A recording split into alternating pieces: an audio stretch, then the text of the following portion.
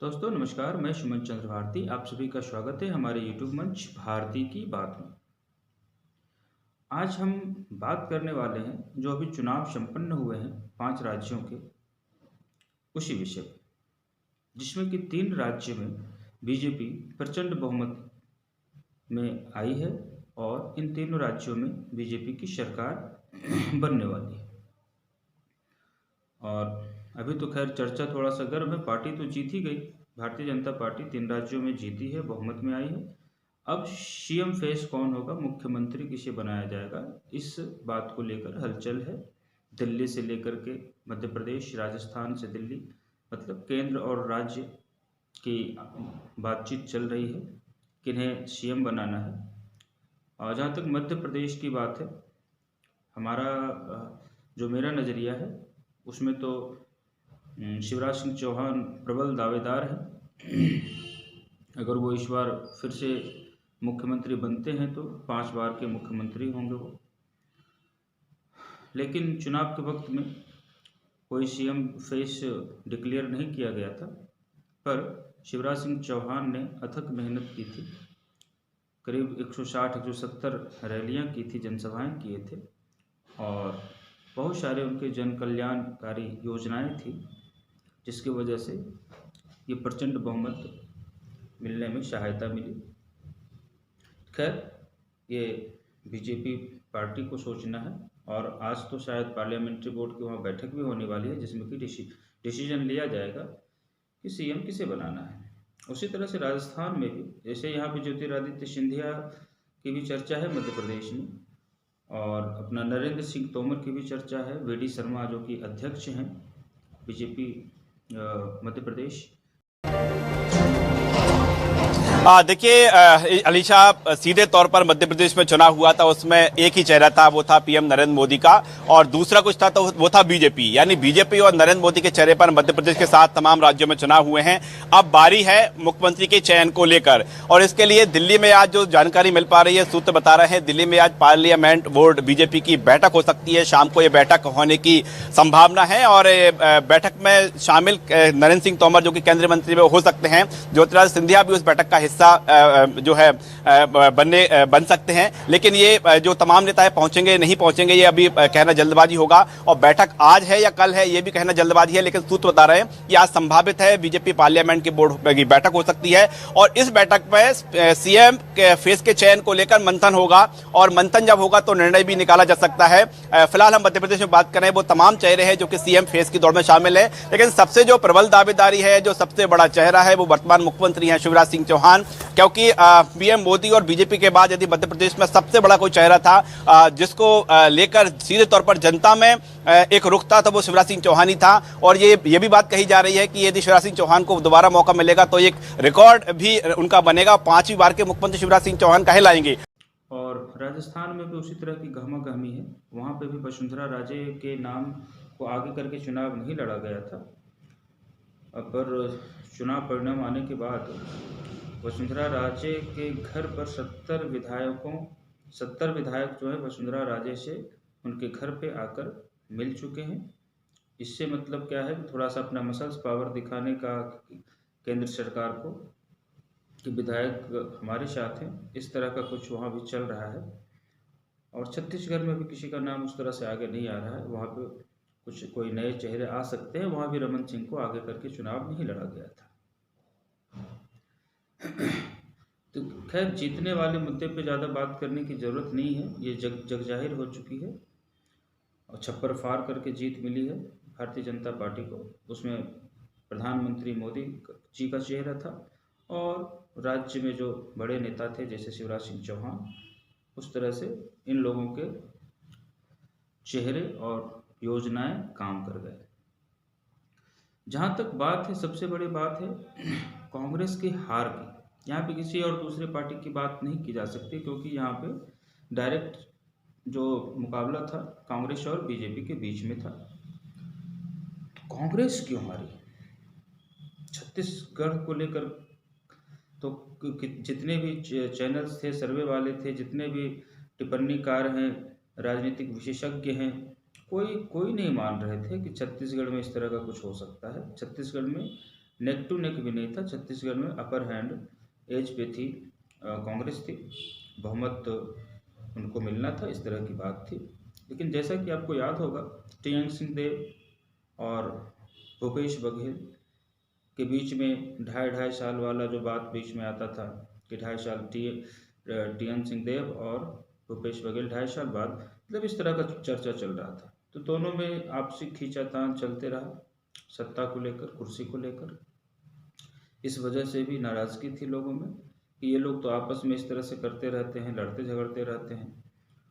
आपको याद होगा फिर राजस्थान, अशोक गहलोत और सचिन पायलट, इन दोनों की आपस की खींचातानी चलते रही थी। बहुत निचले स्तर की दोनों के बीच में बयानबाजी भी होने लगी थी। खासकर सचिन पायलट की तरफ से कम हुई थी, लेकिन अशोक गहलोत की तरफ से इस तरह की बयानबाजियां ज़्यादा होने लगी थी।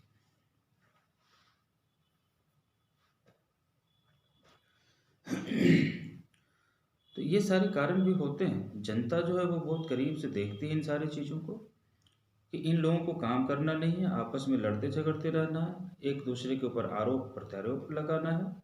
तो जनता थोड़ा इस चीज़ से दुखी होती है। एक बार अगर सरकार बन गई है तो सरकार को फिर अपने राज्य के विकास के बारे में सोचना है, जन कल्याणकारी योजनाओं के बारे में सोचना है ना, प्रशासनिक सुधार करना है, लॉ एंड ऑर्डर को सुधार करना है। इस तरह की बातें होनी चाहिए, ना कि आपसी खींचतान, एक दूसरे के ऊपर कीचड़ उड़ेलना। इस तरह की बातें होने से जनता जो है दुखी होती है और वो पार्टी विश्वास नहीं जीत पाती है जनता का। मध्य प्रदेश में तो खैर हमारे क्या नाम है, कमलनाथ जी थे। ये बहुत ही मतलब आत्मविश्वास में थे, और इसे आत्मविश्वास नहीं बोलेंगे, इसको हम घमंड बोलेंगे।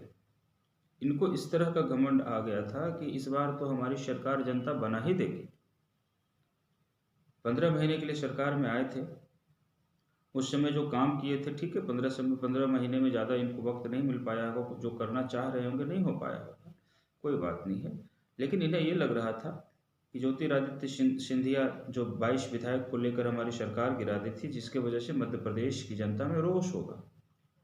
और जहाँ तक बात है, रोष था भी, ऐसा नहीं, रोष था, लेकिन सिर्फ उस रोष और जनता के भरोसे की जनता हमको जिता देगी और आप उस तरह से ज़मीन पे जाएंगे नहीं, मेहनत करेंगे नहीं, लोगों से संपर्क साधेंगे नहीं, तो फिर ये संभव नहीं है।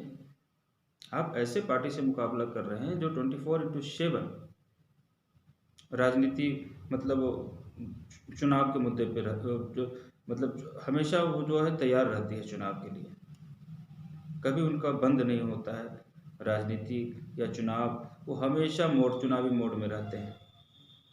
और आप इस तरह से शिथिल पड़ जाएंगे, फिर वो आप नहीं जीत पाएंगे। और देखे ही होंगे जो इंडिया गठबंधन जो बनी है विपक्षी पार्टियों की, आपस में ही मतभेद है। अब इतने बड़े नेता हैं अखिलेश यादव, अब उनको, वो भी मुख्यमंत्री रह चुके हैं अपने स्टेट उत्तर प्रदेश के, उनको 2, 4, 5, 6 सीटें चाहिए थी। उसके लिए से कमलनाथ के मुंह से निकलना, कौन अखिलेश, कोई किसी पत्रकार ने कुछ पूछा था तो उस पर बोलते कौन अखिलेश, मतलब इस तरह की बात कर रहे हैं आप। एक मुख्यमंत्री रह चुके व्यक्ति के लिए, वो अपने पार्टी के अध्यक्ष भी हैं, ये अति बहुत ज़्यादा विश्वास उसमें आ गए थे, मतलब मदहोशी टाइप की आ गई थी इनको लग रहा था कि इस बार जनता मुझे चुनाव जितवा देगी, किसी के सहारे की ज़रूरत नहीं है। और इंडिया गठबंधन जो बनी थी तो उनमें ये बात सामने आई थी कि भोपाल से शुरुआत किया जाएगा चुनाव प्रचार का, और उसमें इंडिया गठबंधन के सारे नेता रहेंगे। बहुत अच्छी शुरुआत होती, अगर उस तरह से शुरुआत किया जाता तो बहुत अच्छा शुरुआत होता। और फिर विपक्ष के जितने नेता हैं कांग्रेस के अलावा, सारे लोग आते, प्रचार प्रसार करते, इसमें कांग्रेस को फायदा मिलता। लेकिन अति आत्मविश्वास के कारण मध्य प्रदेश, कमलनाथ जी के कारण मध्य प्रदेश हाथ से चला गया, कांग्रेस के हाथ से। आप सोच सकते हैं दोस्तों कि 18 साल कोई सरकार कंटिन्यू है, क्या एंटी इनकम्बेंसी नहीं रहेगी? रहती है, बिल्कुल था। लेकिन उस चीज़ को इन लोगों ने भुना नहीं पाए। और आपको एक और मुद्दा याद आ रहा होगा, सनातन का भी मुद्दा बहुत जोर शोर से चला था। स्टालिन के पुत्र सनातन के बारे में कुछ गलत बयानी कर दिए थे, और स्टालिन जो है वो इंडिया गठबंधन में है। जब कोई आपके गठबंधन के साथी इस तरह का कोई बात करता है तो आपको उस पर तुरंत रिएक्शन करना है, जवाब देना है उस चीज़ का। अगर सही है तो समर्थन कीजिए, गलत है तो उसका जवाब दीजिए। लेकिन इस चीज़ का जवाब देते देते मतलब अंतहीन समय ले लिया इन लोग कांग्रेसियों ने, अंतहीन समय ले लिया। हिंदी हार्टलैंड में चुनाव है और वहाँ पे सनातन एक मुद्दा बना करके साउथ से स्टालिन का बेटा कुछ बोल गया है, उसका प्रभाव आपको पड़ेगा, जरूर पड़ना है, और प्रभाव पड़ा भी है। ये ध्रुवीकरण हुई, गोलबंद हुए लोग। सनातन ठीक है, वहाँ साउथ में द्रविड़ सनातनी क्या है उस तरह का मैटर, वहाँ पे वहाँ की राजनीति उनकी चलती है, लेकिन क्या ये उत्तर भारत में चलेगी राजनीति हिंदू धर्म को लेकर, सनातन धर्म को लेकर? बिल्कुल नहीं चलेगी। तो यहाँ पे हम तो ये भी बोलेंगे, जो विपक्ष के बड़े नेता जो कांग्रेस के हैं, उन लोगों ने स्टैंड लेने में देर किया, इस वजह से भी इनकी लुटिया डूबी है। सोशल मीडिया, हम लोग बोलते थे कि बीजेपी का सोशल मीडिया बहुत अच्छे से काम करता है, तो इस बार देखने को मिला, ऐसा नहीं 2-4 साल पहले से देखने के लिए मिल रहा है कि सोशल मीडिया में विपक्षी पार्टियों ने भी बहुत अच्छा काम किया है। लेकिन सोशल मीडिया से ही सिर्फ आप चुनाव जीत जाएंगे, ये तो संभव नहीं है। कांग्रेस का सोशल मीडिया है, सुप्रिया सिन्हा थे, बहुत अच्छा काम करती हैं, और तो मतलब जो उनके तरफ से सवाल आता है उसका ये जवाब देती है, मुंहतोड़ जवाब देती है। लेकिन सिर्फ आप सोशल मीडिया से चुनाव जीतोगे क्या? नहीं, आपको ज़मीन पे जाना ही होगा, ज़मीनी कार्य करने ही होंगे। आपको और याद होगा, यूपी में जब चुनाव था तो प्रियंका गांधी वहाँ पे बहुत ही अच्छा कैंपेन शुरू किया था, लड़की हूँ लड़ सकती हूँ, बहुत अच्छा कैंपेन था। ठीक है, आपको उत्तर प्रदेश के चुनाव में सफलता नहीं मिली, इसका क्या मतलब है कि आप उस मुद्दे को छोड़ देंगे? आप आधी आबादी की बात कर रहे थे, आपको उस मुद्दे पे लगे रहना चाहिए था, जुड़े रहना चाहिए था। आप यूपी में लड़की हूँ लड़ सकती हूँ का आप कैंपेन चलाते हैं, आप एमपी में क्यों नहीं चला सकते? छत्तीसगढ़ में क्यों नहीं चला सकते? राजस्थान में क्यों नहीं चला सकते? क्या वहाँ लड़की नहीं है, वहाँ महिलाएं नहीं है, उनके हक और अधिकार की बात नहीं करनी चाहिए थी? तो ये सारे मुद्दे हैं जो कि विपक्षियों को सोचना होगा, और खासकर कांग्रेस पार्टी को सोचना होगा।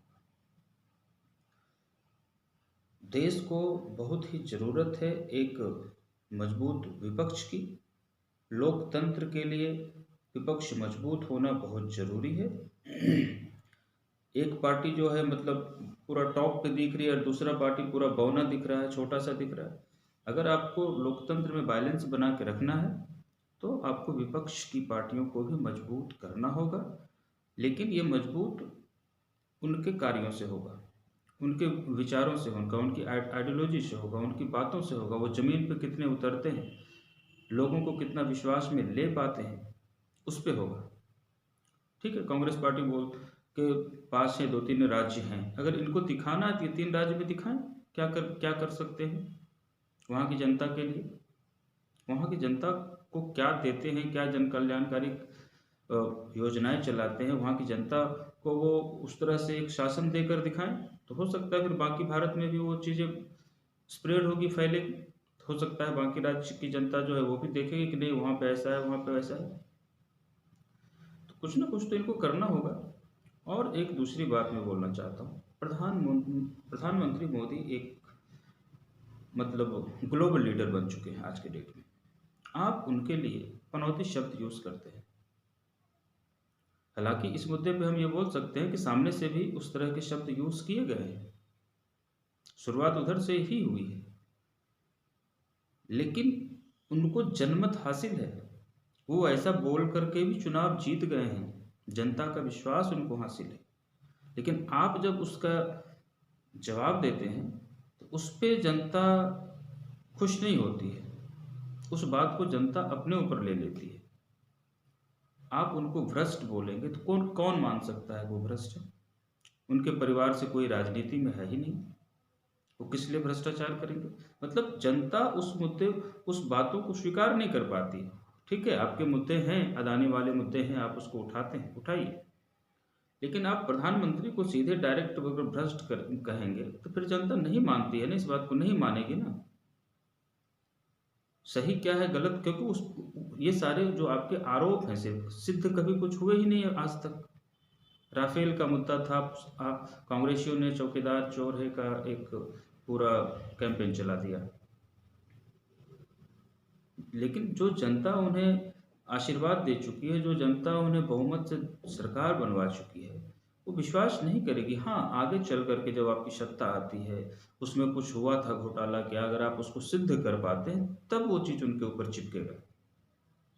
तो ऐसे चीज़ों से बचना चाहिए विपक्षियों को, और जो ज़मीन से जुड़े मुद्दे हैं उस मुद्दे पे इन्हें बात करनी चाहिए, जनता का विश्वास जीतना चाहिए और जब लोगों से मिलना चाहिए, ये संवाद बनते रहना चाहिए।